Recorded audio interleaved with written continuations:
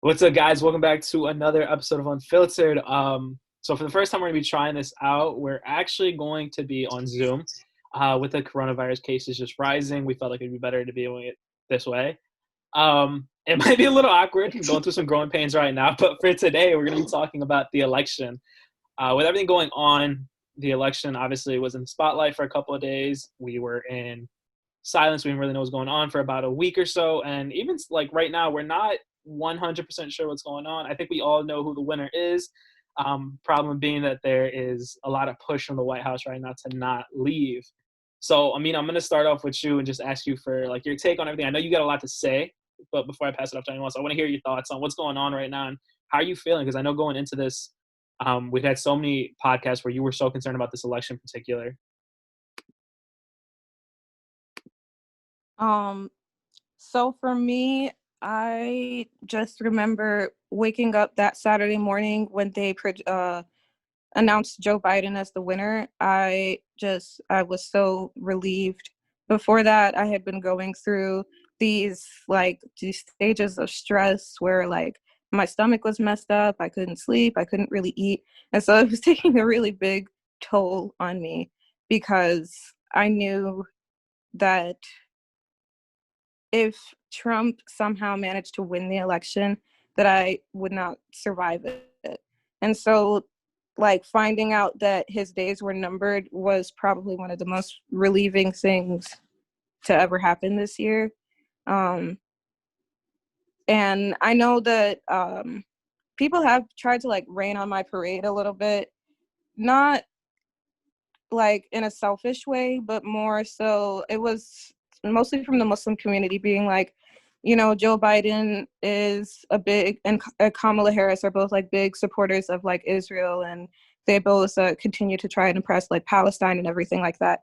And I was like, that's true. I definitely can't deny that, and I can't ignore it. But at the same time, it's just I still felt like I deserved the chance to feel relieved that we would see a day without Trump in office.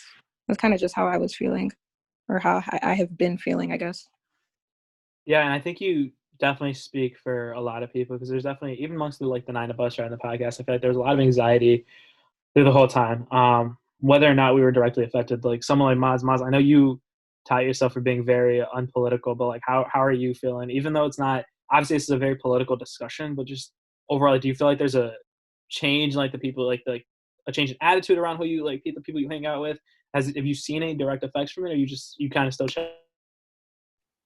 Oh, sorry. Yeah, so I mean, amongst I guess my friend group, I have kind of a wide range of people that are, on the Trump side and people that aren't.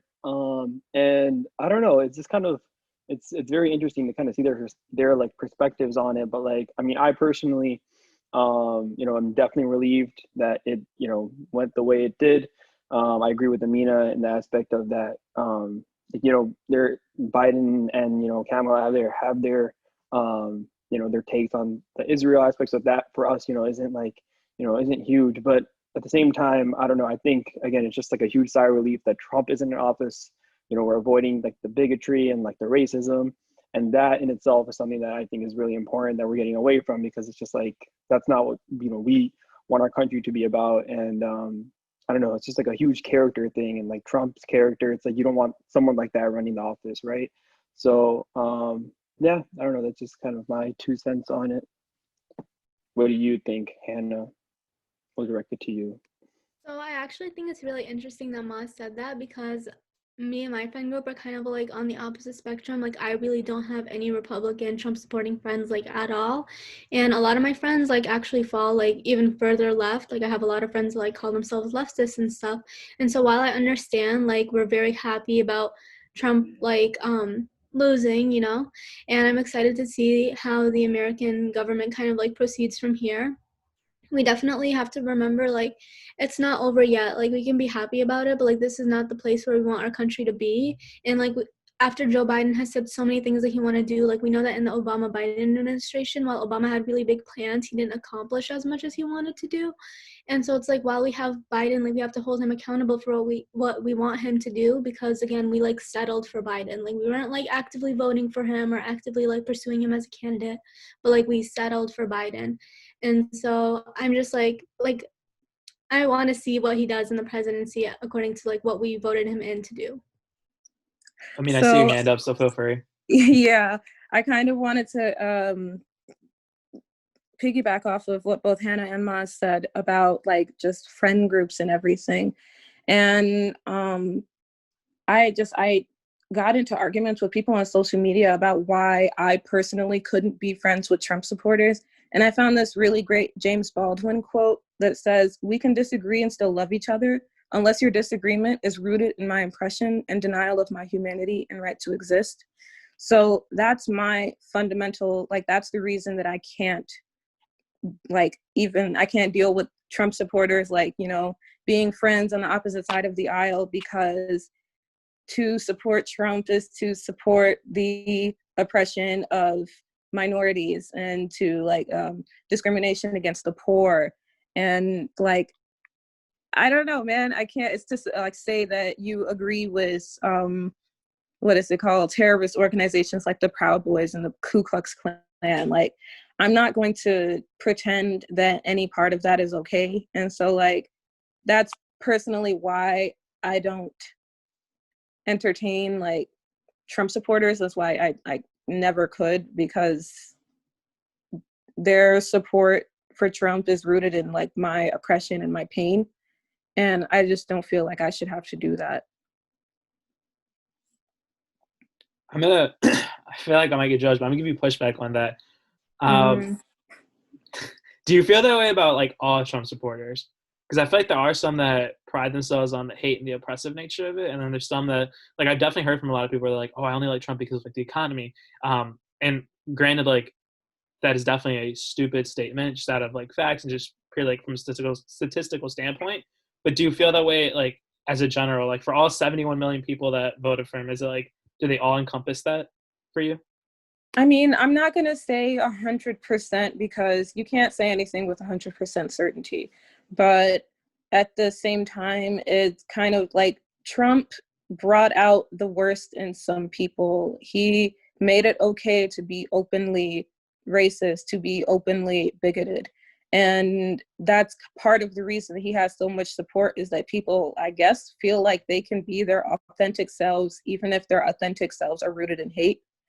And I'm not going to say that all Trump supporters are terrible human beings, but at the same time, you have to be at least some level of ignorant to support somebody who like it's on record how racist he is, you know, it's on record, so like his racist, sexist ideologies and policies that he's trying to pass on. And it's like, he's done so many things and said so many things. It's kind of just like, how can you support him after everything that he's done? And so that's, for me, why I can't really. I mean, 4 years ago in 2016, if you had voted for Trump, yeah, we could have been friends. But after the 4 years of his presidency and everything that he's done, no, it's not possible. Okay, I can respect that.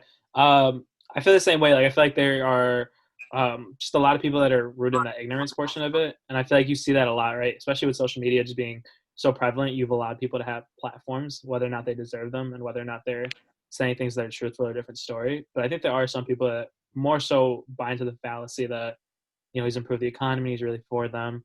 So for those people, I feel like I don't show them hate, but for the people that, like you said, with that Baldwin quote, like people that are more the oppressive side of it. Maz, I see you unmuted. You got something to say? Yeah, I was gonna ask you, Masad, how do you feel about that? Because about the whole like people saying that, like, oh, you know, it's Trump, you know, if we keep him in office, you know, like, well, the economy will do better, the company will get back on track, Like, you know, where's especially your like proof? post-COVID era, right? Right. So like, again, like I hear those things and I'm just like I don't really understand, right? Like I want people to like elaborate, I want them to explain to me, and like I feel like it's just it's very like, it doesn't make any sense to me, because I don't know, I just don't see how him being there is going to be making that much of a difference. Like, oh, the stock market is doing better than it should be. It's like, I don't know. I just don't get it. Yeah, I'm just going to say Yeah. this. Trump had his opportunity to improve our economy, to create more jobs. He had the chance to like show everybody what he was made of, and he never delivered on any of that. But what he did do is sit by while 240,000 Americans died of COVID when they didn't have to. And so that's the president that we have. That's the president that we're dealing with. And that's what he has to show for his 4 years in office. I actually want to speak on that. For the people that say like, oh, he's good for the economy or whatever, like the first thing I have to say to them is like, are you or your family making 200K plus? Like, Right. if you're not, he's not for you, right? And even if you are, like, the fact that you would sacrifice like morality and like rightness and, you know, like go for racism and just bigotry in general in favor of capitalism, like that's crazy to me. How do you value money in the economy, in the stock market, over the fact that people are losing their lives while Trump is in office, or the fact that hate crimes have gone up in huge percentages, or the fact that he's called Islam, like I know Muslims that are Trump supporters, you know? And like, how are you going to be like a Trump supporter because of money when he's called Islam like a terror? He said that Islam hates America, you know? And I just don't see how people equate like the economy to a good president when he's done so much more harm for other people, which is why I personally cannot be friends with Trump supporters.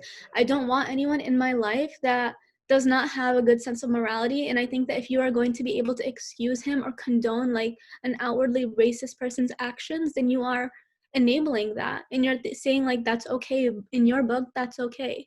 And so I just don't understand how, like, I don't want to differentiate like between the Trump supporters that are for the economy and the Trump supporters that are for who he is and who he stands for, because I don't see a difference at all. Because in either way, you're enabling the bigotry that he spreads and the horrible person that he is, and you're saying that you want him to represent you as an American. Maz, I might answer that from probably a different perspective. I think for the people that are so like pro economy, right? I think there's a couple of things that they look at. One, obviously, like the stock market with the way it's gone from its highs and lows, and obviously, like you see it every time he tweets about it too, right? Every time he tweets, he's like, "Oh, the stock market is up. Like this is great for your pensions." But he pushes that, and people like this is definitely one of the presidents that's been so proactive on social media. People that follow him then see it, and they're like that stuff that they usually think about, right? Because the sad part is that some people are always going to be focused on like their greed and like lining their pockets. And I think that's like the one thing you got to keep in mind is like if you're really focused on lining your pockets, like he's done that for you. Even if you look at it from like the tax perspective, right? Maz, like you and I are both in accounting with like the TCJA that he passed, he reduced corporate rates down to 21%. Like that was a big plus for a lot of people, and that's why they voted for him. And on top of that, like obviously people look and they're like, oh well, he's reduced unemployment rate to so and so, you know, lowest unemployment rate for African Americans, for Latinos. I think the problem is it's such a short-sighted statement, but for a lot of people, it makes sense because you see those numbers and you don't have context to those numbers, right? But versus if you look at like the economy that Obama inherited under the recession, after the housing crisis, like those numbers were going down. He inherited an economy that was in a better position than it was when Obama inherited it, and he continued to help it go down. So yeah, he did his job, but did he do as good of a job as like other presidents have? No, he hasn't. And on top of that, if you really want to talk about like the numbers aspect of it, when the Tax Cut and Job Act was passed, like the tax rates that are going to go up for people like you and me and for the other people in this chat are now going to be higher in the subsequent years because those are provisions that were inside of it, right?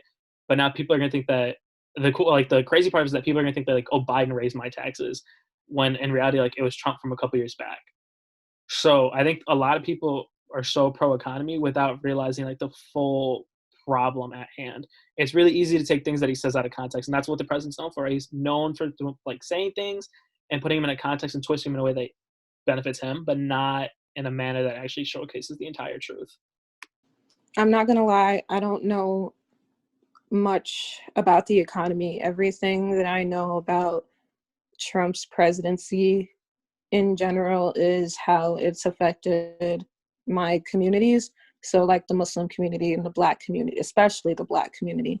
And I've just seen how much like people like me and my family and how everybody has like suffered since Trump was elected. I just remember things being so much harder. It was really hard to be Black, especially at the end of 2016, going into like 2018.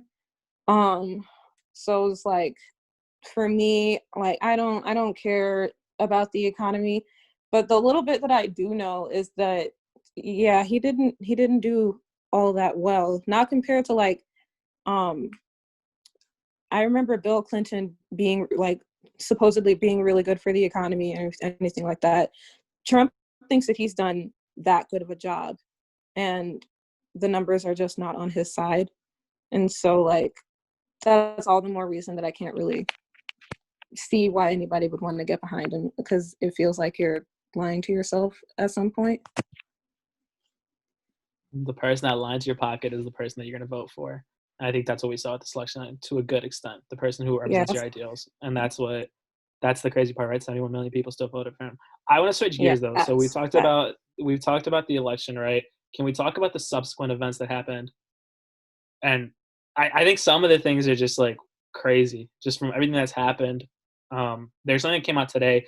I don't know if y'all saw, but Pfizer and Moderna have released coronavirus vaccines that have been 90% to 95% effective, and like they're pushing trials, and they're saying that they're gonna get these vaccines out. And for a lot of people, like they've been pushing the idea, and especially it's been a lot of people that are on his side. They've been pushing the idea that that Pfizer and Moderna didn't release these during the election because then Trump would have been reelected. Can we talk about that? Like that's just one of the small things that has happened since, right? There's been a lot that's happened over the last couple of weeks. Hannah, I'm gonna let you start this one off though.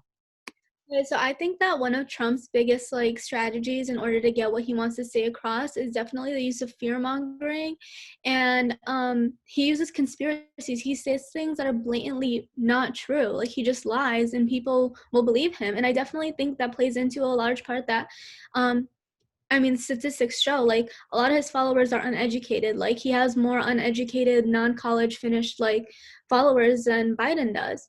And I think that like I honestly believe that with his Trump supporters, like when you see his rallies, if you yelled anything loudly and use like kind of a tone of authority, they'd believe it. You could tell them the sky is going to be green tomorrow and you can yell it out and they would believe it, just like they believed other blatant lies that he said. And I definitely think that this theory of like the whole Pfizer, Moderna, you know, like they withheld the coronavirus, I think it's exactly that. Like, I think that it's a theory.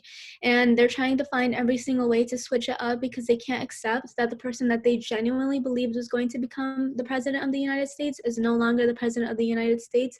And I've had conversations with Trump supporters where they were like, I posted about Biden winning, and then they swiped up and they're like, it's not over yet. What do you mean? It is over. He's the elect. Have to accept that. And I was so happy to have finally been able to use that same quote that's been used against me in the past 4 years. I'd be like, well, I hate Trump. And they'd be like, well, that's your president. You have to respect them. And so now they'll be like, it's not over yet. Or Biden this, Sleepy Joe, yada, yada. And I'm like, well, that's your president. You got to respect that now. And so I don't know. Does anyone else want to take it from here? Because that's all I have to say on the matter.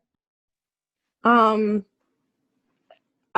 know what? I do agree, but I kind of have a different point. And this is something that me and my mom talked about a lot. And it's a bit of a pessimistic take, but we feel like if the pandemic didn't happen, then Trump would have stood a really good chance and he might have even been reelected, especially considering how close this election was already.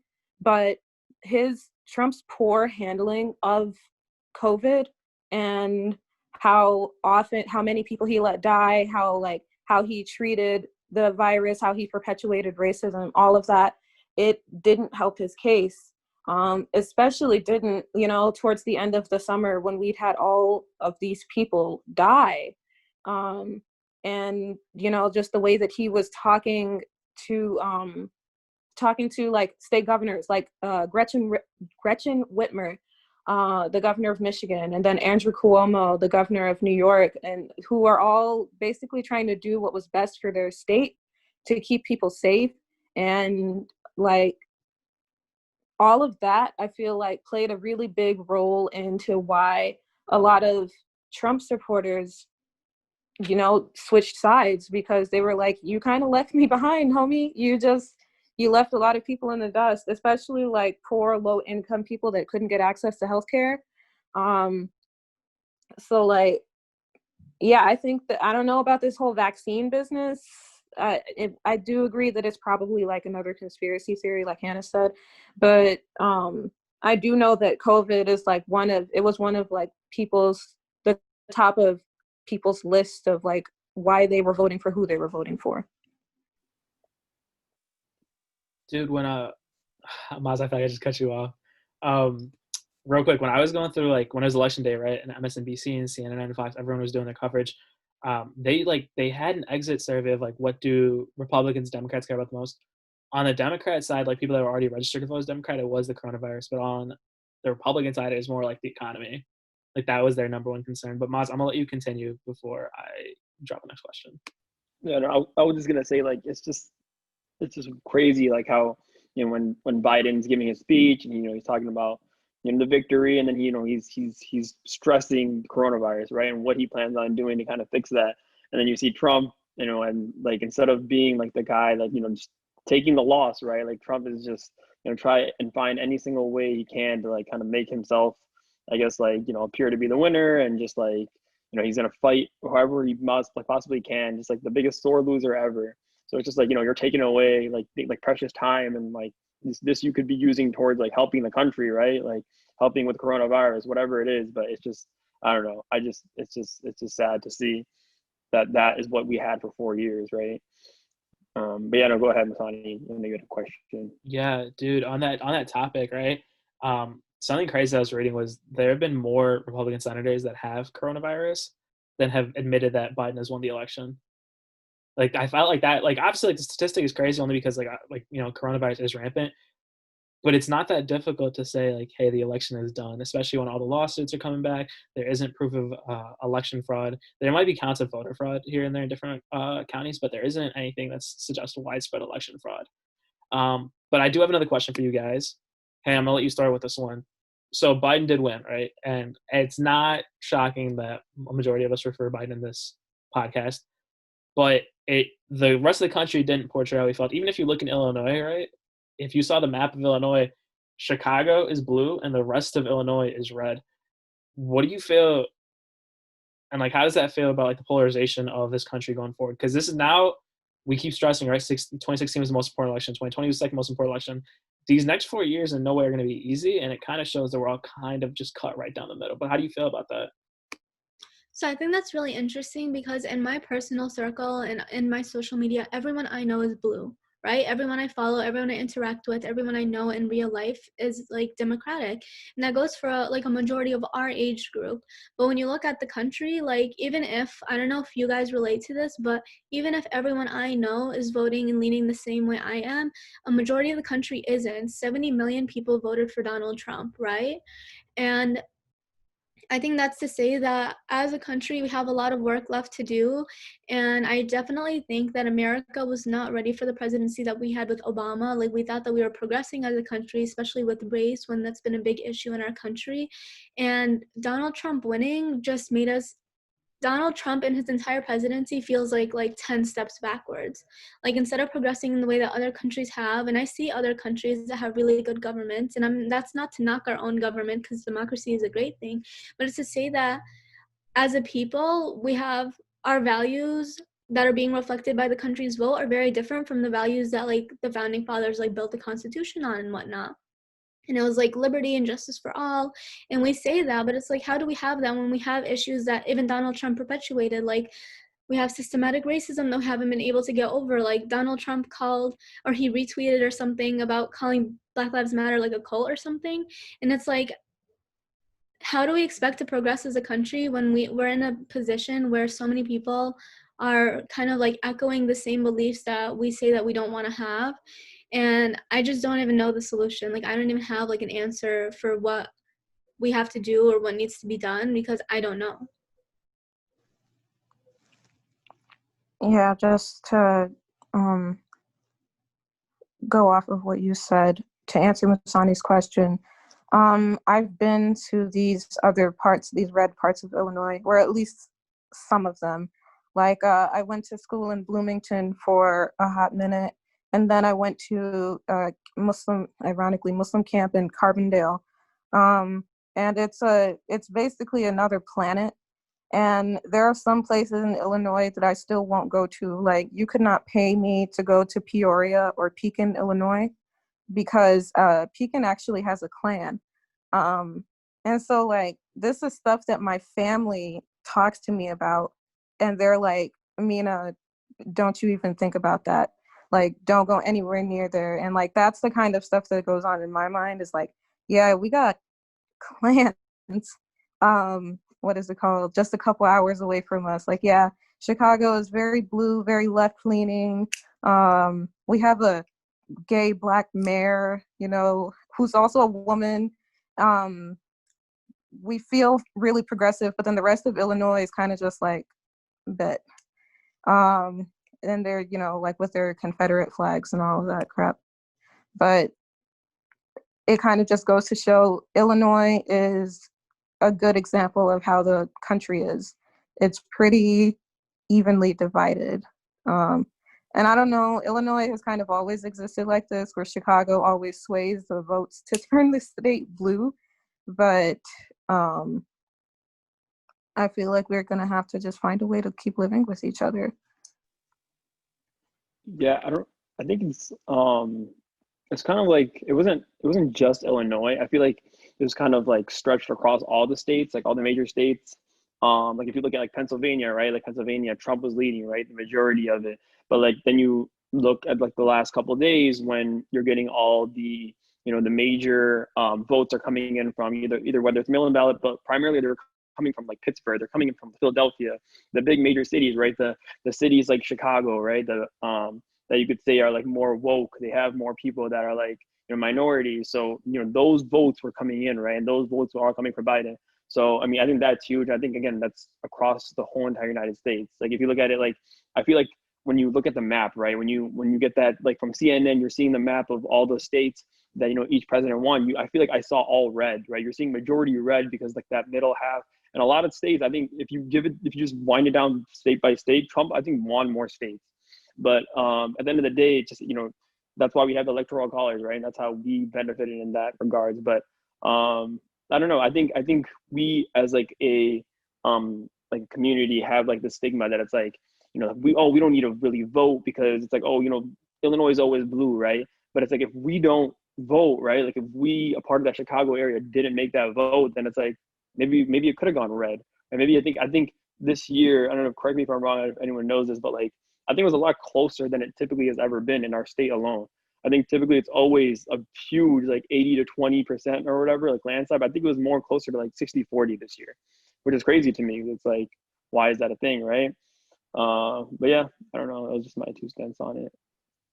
I'm not 100% sure if it was 60-40, so I'm not going to comment on that. I'm going to fact check you on the states because it was a 25-25 split down the middle. On the bright side, I hate asking this because I feel like I'm going to get pushed on one way and it's going to be the 3 of you. And I already feel it coming. But do you guys feel like there were any positives from the Trump presidency as he's on his way out? And I feel like I'm going to be on one side. So I'm going to let Amina start this, and then I'm going to sit here quietly till the end, and then I'll jump in.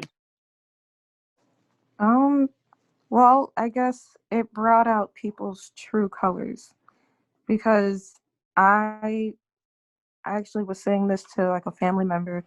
I didn't know how many like casually or blatantly racist people were in my vicinity until the Trump presidency, because before that, I guess I wouldn't say kept it hidden, but they weren't as open about it. And then I don't know, Trump just like encouraged them all to be their terrible selves unapologetically. And so that helped me learn more about who I wanted to surround myself with. And another thing would have to be, oh, I forgot what I was going to say. I'm so sorry. But it's all that's good. kind of Hannah, what all good. Hannah, Maz, do you guys have any positives? Are you guys on the end where it's like, I'm so excited these 4 years are over? I do think that there was a positive. As much as I hate him and as much as we can hate him, like none of us can sit here and lie and say that the economy did not improve.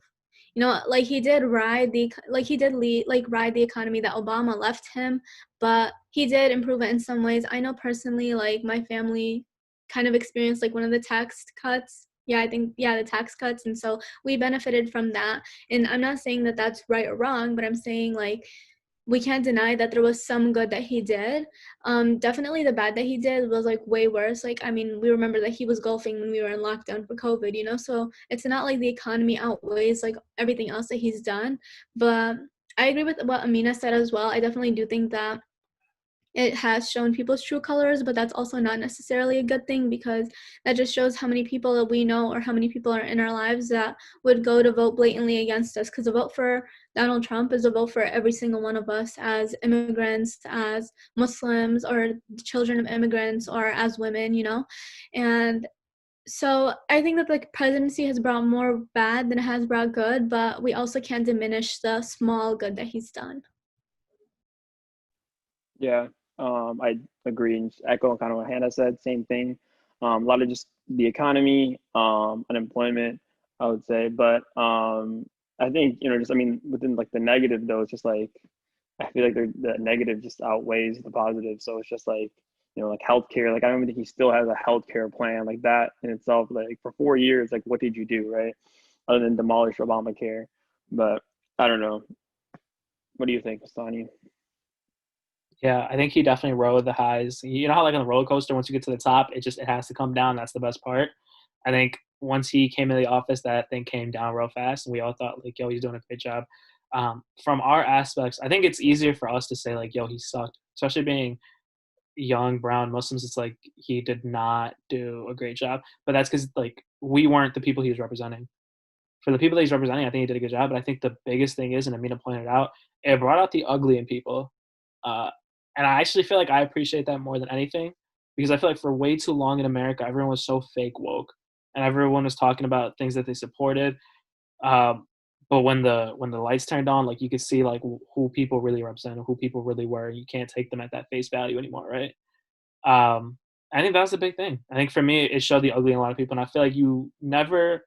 I think it's good for us because for all of us on the pod, you were somewhere in like your late teenage years, and I like you're a young adult, Hannah, excluding you. But for the rest of us, right, like this is kind of what we grew up with the last 4 years. And I don't know about you guys, but I think it's a lot harder for me now to trust people at face value. And I feel like you never get that experience until you get hurt. And I feel like the last 4 years have definitely sucked. And it's a welcome end to 2020. It's kind of a storybook ending into 2020 because you're sucked in general, but at least you get something on the way out. But yeah, I mean, I actually don't even agree with you guys in the economy, but that's a discussion for another day. Last but not least, the election is definitely not over.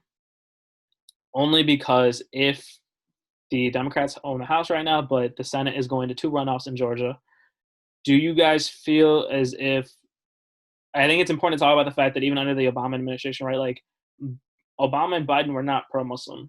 Like that wasn't a reality. But so assuming that the Democratic runoffs in Georgia, well, just the runoffs in Georgia, go Democratic, and the Senate is not 50-50, the House is controlled by the Democrats, do you guys feel like there's a chance to see change? Or were we like truly settling for Biden, or will there be change for us? Amina, start off. So that was 2 vastly different things you said about them being pro-Muslim and then the Senate thing. I will say that Stacey Abrams, she turned Georgia blue for the first time since I was a fetus. Literally, Georgia hasn't been blue since 1996. And she was able to like turn the tide in the presidential election. So I think that she has a lot of sway in how people are going to vote in the Senate. And so I'm kind of looking forward to see her do some awesome work there. And I'm hopeful for that. But do I think that Biden is going to, be the man of all of the people, especially us brown Muslim people? No, not necessarily. I do think that, life is going to be a lot more survivable and like just livable in general. Not to mention, I keep forgetting what I'm going to say. I do think that it's definitely something we have to talk about, especially with both Biden and Harris being very clearly pro-Israel. But at the end of the day, here's what I was going to say. What I'm looking most forward to is Biden's pandemic plan, because he wrote the plan that we used in 2008 when the swine flu hit. And although we had, I think, 60,000 cases, we only had a handful of deaths. And so, like, he knows what he's doing. He trusts experts. He trusts science. He trusts public health trends. So I'm kind of like, that's what I'm looking most forward to, is just seeing the pandemic turn around once Biden is in the pilot seat. But that's kind of my take on it. I personally believe that once we've had Trump, like once you've had somebody so bad, and like again, like when you hit rock bottom, then there's only up to go. And I just don't think that the Biden administration can do anything worse than what Trump has done. But at the same time, back to holding them accountable, like there's so many things that they said that they want to do, and we need to make sure that they keep doing that, because again, he has these big plans for coronavirus, and we need to make sure that he ends up carrying them out. Because if the actual old Obama Biden administration is anything, then we know that there were a lot of empty promises made and a lot of things that were outlined that we put Obama into power to do, and he ended up going after those 8 years without accomplishing some of the things that, I mean, I didn't vote for him, so I can't say we, but other people voted. And so, like, again, it's back to accountability, and we need to make sure. I do agree with Amina about the COVID administration, but as an Arab, like, this is kind of like detrimental to me, and not even as an Arab, as a Muslim, because the Israel-Palestine conflict, like, once you are oppressing Palestine, you are oppressing the place like representative of Islam, then you are oppressing Muslims all over. And I definitely think that that is something that we're going to end up having to live for, and something that we're going to see. Yeah, I think you guys both hit the nail on the head, and I don't feel like I need to I don't think I need to talk about it further than you guys just did. I think at the end of the day, there's just a lot of things that went wrong these last 4 years, and I think expecting them to all be fixed in 4 years is not a realistic idea. But I think what we can continue to do is continue to hope and pray, and I think we started by making a change, right? That was a big theme in a lot of our podcasts lately, was that we wanted to find a way to make a change, and I think this was a huge first step, and it took a lot of time to make this change. And obviously, it's still very contested, and it's still going on, but hopefully come January 20th, we can all take a deep breath and hope for the best. With that said, thank you guys for watching. I know it's definitely a little different, but hopefully we can make good use out of this Zoom session until the pandemic goes down. See you guys next time.